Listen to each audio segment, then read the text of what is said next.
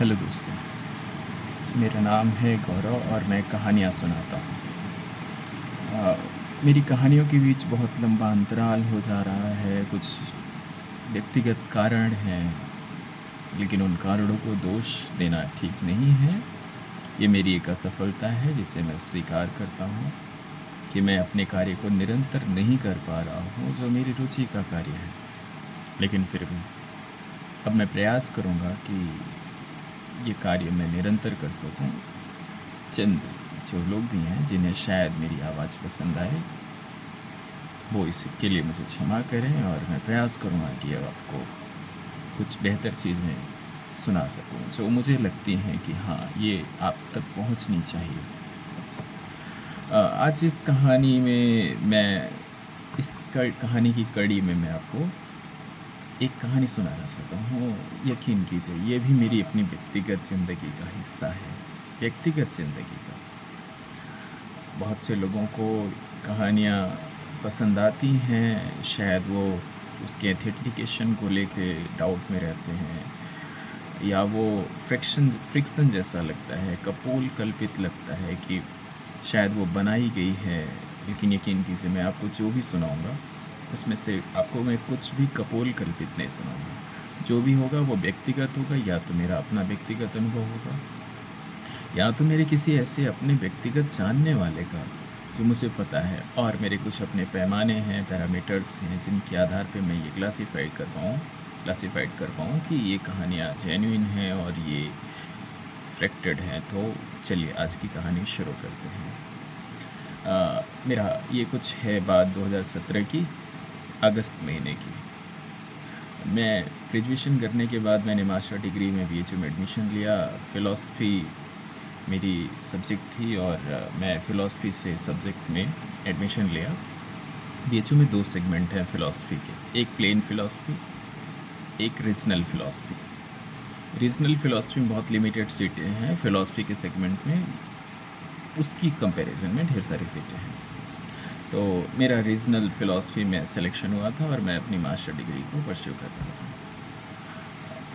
मुझे एडमिशन लिए हुए बहुत दिन नहीं बीते थे, लगभग 10-11 दिन ही ऐसा कुछ करके, क्योंकि उसके बाद एक घटना और हुई जिस वजह से मुझे वापस आना पड़ा।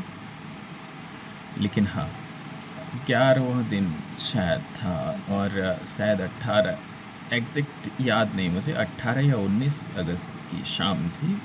गंगा अपने तीव्र प्रवाह पे उथल-पुथल मचा रही थी और बनारस के घाट वैसे भी, चाहे वो गंगा की लहरें अपने वेग में हों तब भी उतने ही सुंदर लगते हैं, और गंगा की लहरें एकदम शांत हों तब भी उतने ही सुंदर लगते हैं। तो गंगा की लहरें जो है गंगा की लहरों के आकर्षण में मैं और एक मेरा मित्र जो वहाँ शुरू में बना हुआ था, नवीन नाम था उसका, नवीन, और एक और था राहुल। मैं, गौरव, नवीन और राहुल, तीनों लोग गंगा घाट पे दर्शन करने के उद्देश्य से गए थे।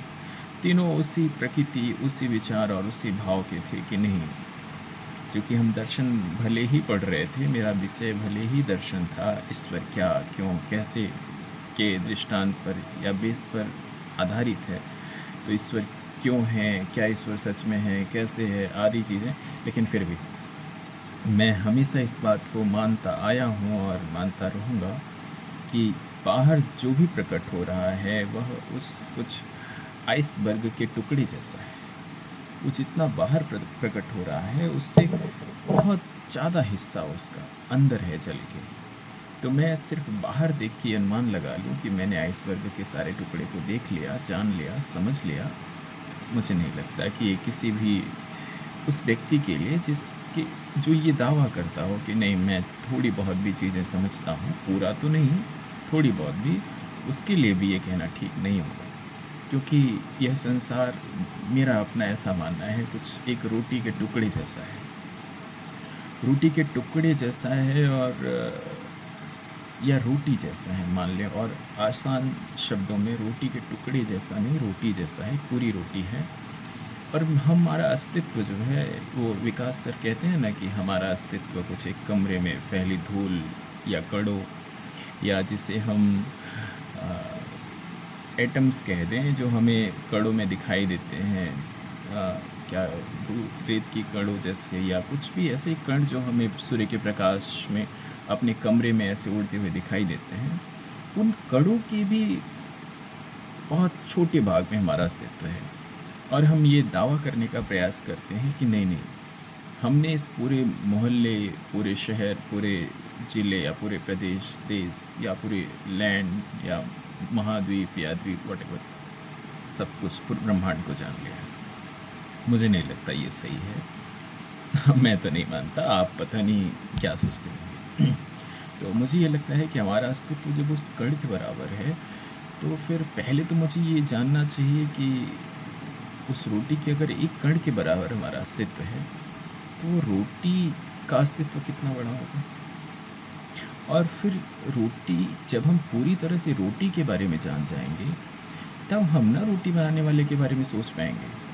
हमारा अस्तित्व तो रोटी के कण जैसा है, और हम ये दावा करते हैं कि नहीं नहीं देखो, मैं तो पूरे रोटी बनाने वाले को जानता हूँ, रोटी कैसे बनी, कब बनी, कहाँ बनी। ज़रा सोचिए आप कि ओशो कहते हैं ना कि जो हमने किताबें पढ़ी हैं, वो सूचना है या ज्ञान है। मैं ये दावा नहीं कर रहा हूँ कि मैं जो कह रहा हूँ सच है, मेरी अपनी समझ है ये, आपकी अपनी समझ हो सकती है, किसी और की अपनी समझ हो सकती है, लेकिन फिर भी मेरी जो अपनी समझ है कि ज्ञान किसे कहते हैं। क्या आपसे थोड़ी देर के लिए मान लेता हूँ कि आपसे मैंने माय नेम इज़ गौरव सुन लिया, जान लिया, तो क्या ये ज्ञान हो गया या सूचना है? कुछ लोग कहते हैं कि ये सूचना है भी सच में सूचना है। ज्ञान तो ये तब होगा कि जब मैं ये स्वयं जान पाऊँ कि नहीं, इसका अर्थ जो है वो मेरा नाम गौरव है, और मेरा नाम, अतः जो ये शरीर आपको दृश्यमान हो रहा है, दिख रहा है प्रकट में, ये शरीर जिसके माध्यम से ये आवाज़ आ रही है, जो आँखें देख पा रही हैं, जो कान सुन पा रहे हैं, इसका नाम गौरव है। यह ज्ञान हुआ ना? तो वैसे ही हम किसी चीज़ को जानते हैं, ये ब्रह्मांड है, ऐसा अनुभव नहीं कर पाते। तो जब व्यक्ति उसे अनुभव कर लेता है, तो वह उस कोटि में आ जाता है जहाँ उसे कहते हैं कि नहीं नहीं, अब ये भक्त हो गया या संत हो गया, क्योंकि वो फिर वो पूरी तरह से नहीं जान जाता, वो प्रयास करता है कि किसी टुकड़े का अंश उसे मिल जाता है। और जब उसे टुकड़े के अंश में वो आनंद या वो वास्तविकता दिखाई देने लगती, तब वो ये समझता है कि अगर इसमें इतना है, तो फिर उस ब्रह्मांड में कितना होगा, और फिर उसके परे उसे बनाने वाले में कितना होगा। जैसे इसे एक छोटे से उदाहरण से और समझें, तो ये कुछ यूँ है कि जब तक हम ध्यान नहीं करते, जैसे सत्चित अति आनंद, या एक संस्कृत में श्लोक है, मुझे एग्जैक्ट याद नहीं आ रहा है, उसका अर्थ कुछ कुछ ऐसा है कि वह जो परम है वो परमानंद है, वो जो परम ईश्वर है वो परमानंद है। तो उस परमानंद के अंदर इतना आनंद हो, कितना आनंद होगा, उसकी एक छोटी सी झलक हमें ध्यान, साधना या शांत चित्त बैठने पे महसूस होती है।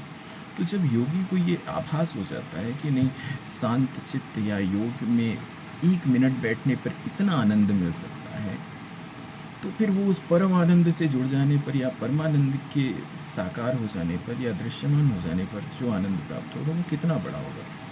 तो इसलिए हम ये बात समझें कि कोई भी, जैसे हमें किताब भी देखनी होती है, तो हम पूरी किताब नहीं पढ़ते, उसकी सिर्फ एक टेक्स्ट को पढ़ते हैं, एक कॉन्टेक्स्ट को पढ़ते हैं। जिसके पास और अधिक समझ है, वो एक टॉपिक को पढ़ लेगा और एक चैप्टर को पढ़े, पूरी किताब पढ़ के कोई नहीं लेता। हम कपड़ा देखने जाते हैं, उसको सिर्फ कभी-कभी एक्सरसाइज कर लेते हैं, एक बार पहन लिया, लेकिन उसको पहन के खेलते नहीं, उसको पहन के खाना नहीं बनाते, उसको पहन के सोते नहीं, उसको पहन के बाकी के सारे काम नहीं करके देखते, जो हमें उस कपड़े को पहन के करने हैं। सिर्फ एक आधार पे उस कपड़े को हम ले लेते हैं। उसी तरह से हमारे जीवन के जो कार्य हैं, वो कुछ यूँ हैं कि हम सिर्फ एक अनुभव, छोटा-सा टुकड़ा लेके एक बड़े अनुभव की कल्पना करते हैं कि अगर इसमें इतना है, तो उसमें कितना होगा। चलिए हम अपनी बात पे वापस आते हैं, कहाँ भटक गए। कुछ यूँ है कि जब रोटी के एक कण में मेरा अस्तित्व है, तो फिर वो रोटी कैसे होगी? और फिर रोटी है, इट मीन्स बनाने वाला भी तो है। जैसे दर्शन में 4 तरीके के ईश्वर की कल्पना की गई है कि 4 तरीके से संसार के निर्माण की कल्पना की गई है। उसी में एक है कि यंत्रवत, मतलब घड़ी साज के तौर पर, कि ईश्वर ने इस घड़ी को बनाया होगा और चला दिया है और ये तब से ये घड़ी निरंतर चल रही है। जब इसमें कोई समस्या आती है, परेशानी आती है, अ, काँच टूट जाता है, बैटरी खत्म होती है, तो वो आता है इसे और इसे सही करता है और फिर मतलब ये घड़ी है वो इससे अलग है। वो इस संसार में नहीं लिप्त है, वो इससे अलग है। तो हमें उसे ये ईश्वर है मान लेते हैं और ये घड़ी है या संसार है। तो इसी में हमारा अस्तित्व है, तो हमें इसे जानने के लिए इससे बाहर आना पड़ेगा। बाहर आना पड़ेगा और इतनी दूरी तय करनी पड़ेगी तब मैं इसे जान पाऊँगा। तो इसकी एक छायाकृति जो है हमारी घड़ी के ऊपर पड़ती रहती है, उस छायाकृति को हम अनुभव करते हैं कि अगर ये छायाकृति इतनी आनंदमय है, इतनी शांत है।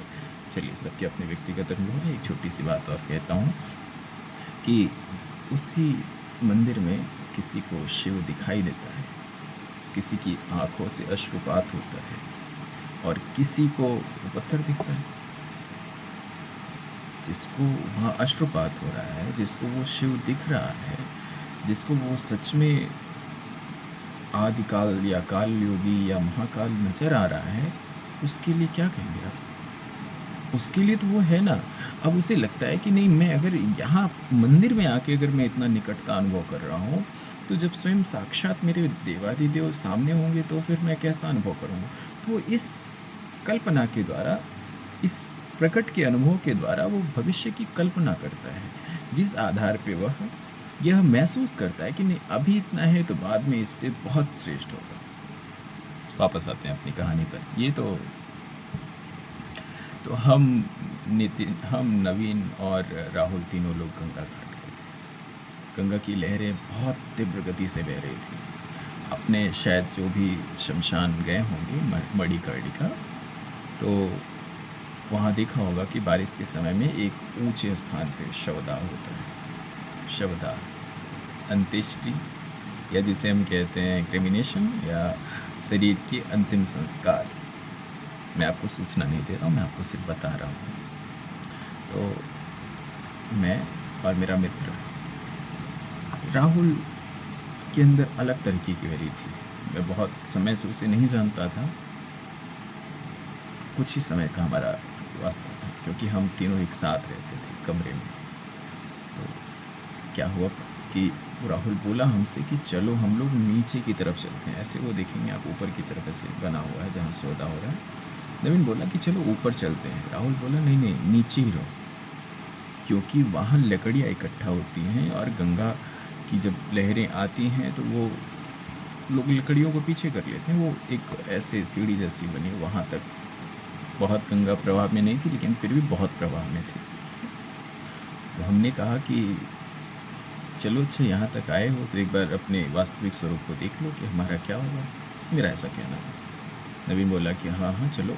राहुल बोला कि नहीं हम नहीं जाएंगे, लेकिन हम दोनों ने उसे फोर्स किया तो वो भी गया।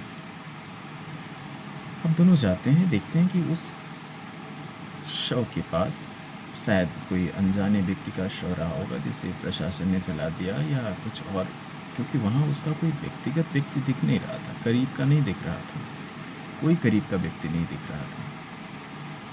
सिर्फ वो शव जल रहा था और वह उतनी प्रक्रिया से भी नहीं जल रहा था जिस तरह से हमारे यहाँ कपाल क्रिया होती है, वटिकर और सी क्रियाएँ होती हैं, वैसा कुछ नहीं था। वो सिर्फ स्वतः जल रहा था। थोड़ी-थोड़ी देर पे वो आता था, एक जो वहाँ के कार्य करने वाले होते हैं, डोम, या जो शवदाह के अंत्येष्टि का प्रभार संभालते हैं राजाधिराज लोग, वो आ रहा था। वो बस हल्का-फुल्का लकड़ियाँ इधर-उधर करके झटक के जिससे कार्बन हट जाए, और कुछ पुलिस दूर खड़ी थी। तो ये मेरा अनुमान है कि वो शायद कोई लावारिस रहा होगा। है तो मेरे भी विचार में संसार में कोई लावारिस नहीं है और सभी लावारिस हैं। ये तो हमने सिर्फ मान लिया है कि मेरा है, मेरे पिता है, मेरी माता है, मेरा भाई है, मेरा बंधु, कोई है नहीं तुम्हारा। तुम स्वयं के नहीं हो, तुम खुद ही लावारिस हो। क्योंकि जिससे अपने मालिक का नहीं पता, लावारिस किसे कहते हैं? उसे ही ना कि जिसका कोई वारिस ना हो, या जो जो किसी के अधीन ना हो। तो आप किसी के अधीन नहीं हैं, ऐसा आप मानते हैं। आप स्वतः हैं, स्वयंभू हैं, तो आप लावारिस हुए ना। फिलहाल मैं तो लावारिस नहीं हूँ कि मेरे तो अपने हैं प्रभु जी, और मेरे वही हैं, इस शरीर के माता पिता हैं, और मैं जो बोल रहा हूँ, बोल मुख नहीं रहा है, मैं बोल रहा हूँ। मैं कौन हूँ ये तो मुझे नहीं पता, लेकिन मेरे वो हैं, क्योंकि वो भी मुझे नहीं दिख रहा है और वो भी नहीं दिख रहे हैं। तो बस ये गाड़ी का ढांचा है, और इसके अंदर जो ड्राइवर बैठा है दिख नहीं रहा है दूर से, गाड़ी चलती हुई नज़र आ रही है, लेकिन वो ड्राइवर दिख नहीं रहा है। वो ड्राइवर मैं हूँ, मूल रूप से मैं हूँ, और वो मेरे मालिक हैं। तो हमने नवीन से कहा कि यार इसका कोई दिख नहीं रहा है, पता नहीं राहुल को क्या सूझी। वो कह रहा है कि लिया मैं झटकता हूँ लकड़ियों को, जो उस पर कार्बन नहीं लगा रहता लकड़ियों पर, जिससे से उसको डंडे से मारते हैं तो कार्बन छूट जाता है। कह रहे हैं मैं करता हूँ। मुझे भी लगा कि हम लोग उदारवादी व्यक्तित्व के हैं, आदिदेव महादेव के पास में हैं, तो फिर क्या ही होगा। लेकिन कुछ ऐसा नहीं था। उस लकड़ियों को झटकना, उस पर डंडे मारना, उसके लिए बहुत बड़ी चुनौती बन गया। चुनौती सिर्फ उसके लिए नहीं, चुनौती हम तीनों के लिए, गौरव, नवीन और राहुल। हाँ, हालांकि सबसे ज़्यादा चुनौती उसके साथ थी, लेकिन फिर भी हम उतने ही भागीदार थे जितना वो था, क्योंकि सबने अपने हिस्से का रोल अदा किया था ना। कहानी थोड़ी सी ज़्यादा बड़ी हो गई है, इसमें कहानी कम, व्यक्तिगत बात ज़्यादा है। कुछ ऐसी ही मैं आपसे बातें करूँगा, कुछ ऐसा ही आपको सुनाऊँगा, आपसे कहूँगा। आपको पसंद आएगी अगर मुझसे वार्तालाप करना, मेरी बात सुनना, या मुझे कुछ बताना, तो आप मुझे बताइएगा। वरना मेरा एक ज़रिया है अपनी फ्रस्ट्रेशन को, अपनी बातों को आप तक, फ्रस्ट्रेशन नहीं, अपनी बातों को आप तक पहुँचाने का। मुझे पता है कि मेरे पास कोई एडिटिंग ऐप नहीं है अच्छा बहुत, या कोई मेरे पास टीम नहीं है जो उसे बहुत अलंकृत कर सकती है, बहुत सुंदर बना सकती है, लेकिन फिर भी आप तक बात पहुंचाने के लिए किसी सुंदरता की आवश्यकता नहीं, बस एक माध्यम की आवश्यकता होती है, और वो माध्यम ये है। और मुझे उम्मीद है कि कुछ तो होंगे, 2-4 दोस्त होंगे जो मेरी तरह की व्यक्तिगत भावना रखते होंगे, विचार रखते होंगे।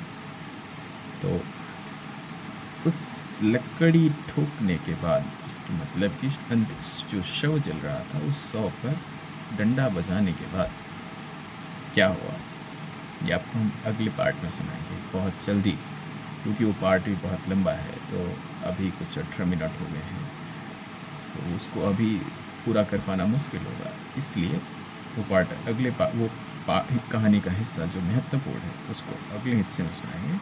उसके बाद ये भी सुनाएंगे कि हमने BHU आके क्यों छोड़ दिया। मेरे पिताजी कहते थे कि लोगों का एडमिशन BHU में नहीं होता, और तुमने एक प्रीसियस इंस्टीट्यूशन में एडमिशन लेकर छोड़ दिया। तो मैं उनसे कहता था कि नहीं, आपका उद्देश्य अभिमानित होना नहीं होना चाहिए, आपका उद्देश्य शिक्षा प्राप्त करना होना चाहिए, चाहे कोई भी संस्थान हो। और अगर शिक्षा प्राप्त करने का उद्देश्य है तो कहीं से भी प्राप्त कर सकते हैं। हाँ, हालांकि मैं अभी तक भटक रहा हूँ, शायद ये नीति का दोष है, लेकिन बहुत से कर्मवादी कहेंगे नहीं नहीं, नियति कुछ होती नहीं, सब कर्मों का दोष है। तो चलिए मान लेते हैं, आप जो कह रहे हैं वही सही है, सबके अपने अपने विचार हैं। मैं तो नियतिवादी हूँ, पूरी तरह से पूर्णतः नियतिवादी हूँ। मैं तो चाहता हूँ कि मुझसे नियतिवाद पर कोई विचार करे, विमर्श करे। मेरे जो अपने तर्क हैं नियतिवाद पे, पूर्ण नियतिवाद, ये ब्रह्मांड पूर्ण नियतिवाद का सृजन है, इस पर मुझसे कोई विमर्श करे और मैं उससे वो मेरे प्रश्नों का उत्तर दें, लेकिन ऐसा संभव नहीं हो पाता। मुझे उम्मीद है कि अब कोई न कोई मिलेगा जो मुझसे नियतिवाद पर मेरे प्रश्नों के जवाब देने की इच्छा रखेगा। तो चलिए अगली कड़ी में आपसे फिर से मिलते हैं मणिकर्णिका की कहानी के महत्वपूर्ण हिस्से के साथ। याद रखिए, मेरा नाम गौरव है और मैं कहानियाँ सुनाता हूँ। आपका मेरे चैनल काली रात में स्वागत है। इतना तक बने रहने के लिए आपका बहुत आभार, धन्यवाद। अगर मेरी कहानी अभी तक की वार्तालाप पसंद आई हो तो आप इसे लाइक करें, सब्सक्राइब करें, और अगर आपको पसंद आए कि नहीं, इस तरह का कोई व्यक्ति है जो इस तरह की वार्ता करता है या पसंद करता है सुनना, जानना, कहना, तो आप भी मुझे कहिए, सुनाइए और उस तक मेरी बात पहुंचाइए, शेयर कीजिए। थैंक यू, फिर मिलते हैं जल्दी। जय श्री कृष्ण।